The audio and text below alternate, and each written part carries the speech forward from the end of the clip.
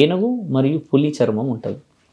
గజాసురుడు ఒకప్పుడు తండ్రి గురించి భక్తి చేసినప్పుడు తండ్రి ఆయన గారు ఒక మాట ఇస్తారు, నా గుండెలోకి రండి, మీరు ఎప్పుడు మా గుండెల్లోనే ఉండాలి, మమ్మల్ని వదిలిపెట్టి వెళ్ళకూడదు అని చెప్పేసి గజాసురుడు చాలా వరం పొందితే తండ్రి ఆ భక్తిని చూసి తట్టుకోలేక గుండెల్లో ఉండిపోతాడు. ఉండిపోయిన తర్వాత దేవతలు కనిపెడతారు, శివుడు ఎక్కడ పోయింది కనబడతలేడు అంటే కొంతమంది కనిపెట్టి నందీశ్వరుడు రూపంలో వెళ్ళి నీ గుండెలో ఉన్న శివుడు మాకు కావాలి అని అన్నప్పుడు తండ్రి ఆయనకి ఏం చెప్తారంటే, ఏ రోజైతే నీ గుండెలో నేను ఉన్నా అని కనిపెడతారో ఆ రోజు నీ గుండె పగిలిపోతుంది గజాసుర అని అంటారు. అంటే తండ్రి బయటకు వస్తే ఆయన చనిపోతాడు అని అర్థం. దానికి కూడా సిద్ధమై ఉంటాడు ఆయన.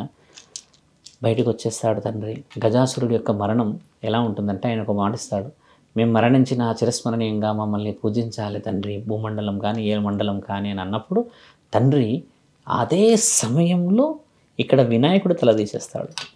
ఈ తల తీసుకొచ్చి అక్కడ పెడతాడు. గజాసురుడు అంటే ఎవరు?